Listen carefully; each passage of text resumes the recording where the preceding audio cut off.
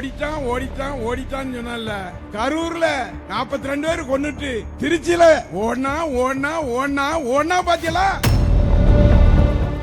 6 மாத காலத்திற்கு நீங்கள் இருக்க மாட்டீர்கள்.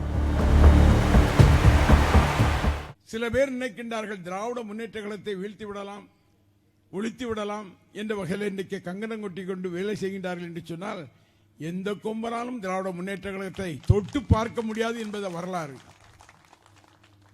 இன்னைக்கு ஓடிட்டான்னு சொன்னல. நம்ம கரூர்ல 42 பேர் கொன்னுட்டு திருச்சியில ஓடனா பாத்தீங்களா? ஏர்போர்ட்ல அன்னைக்கு நம்முடைய முதலமைச்சர் பிடிச்சு வச்சிருக்கணும். அன்னைக்கே உடனே அரெஸ்ட் பண்ணி இருக்கணும். அதனால இன்னைக்கு திமிரா பேசுறீங்களா? இந்த ஆட்சி என்பது உங்களுக்கு நிரந்தரமா? 6 மாத காலத்திற்கு நீங்கள் இருக்க மாட்டீர்கள். உங்களுடைய சட்டமன்ற உறுப்பினர்களா யாரு? திருநெல்வேலியில RS முருகன் அவருக்கு மந்திரி கொடுக்க கூடாதா?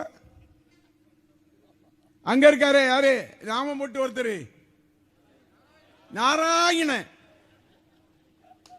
அவருக்கு மந்திரி கொடுக்க கூடாதா? அடா பாவிகளா, கஞ்சா விற்கிறவனும் லாட்டி சீட்டு விற்கணும் MLA ஆயிட்டு என்னைக்கு இந்த கட்சியில ஓடலான்னு அவன் காத்துக்கிட்டு இருக்கான். யாரும் நாங்க கூப்பிட வேண்டியதில்லை, அவன் தானா வந்துருவான். குறைஞ்சது 2 மாசத்துல இந்த கட்சி விளங்காது, நம்ம மாட்டிக்கிடுவோம், நம்ம போயிருவோம் சொல்லி அவன் வரப்போறது உறுதி. அந்த வகையிலே 6 மாதத்தில் ஆட்சி மாற்றம் இருக்கின்றது. நம்முடைய தலைமைதான் முதலமைச்சராக வருவார்.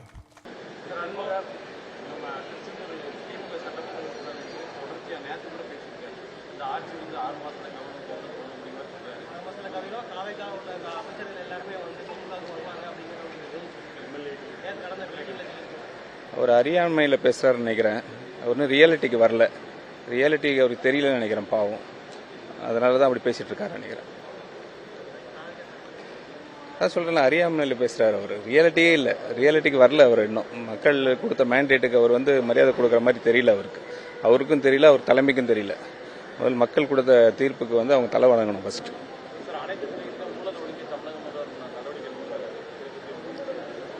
100% எல்லாம் வெல்கம் பண்றாங்க. இந்த 50-55 டேஸ்ல எல்லாமே ரொம்ப ஹாப்பியா இருக்கிறாங்க. எல்லாம் துறை ரீதியாக நாங்கள் பார்த்துக்கிட்டு தான் வரோம். ரொம்ப சந்தோஷமா இருக்கிறாங்க. மக்கள் வெல்கம் பண்ண பார்த்து நீங்களும் வெல்கம் பண்ணுங்க, சந்தோஷமா இருக்கும்.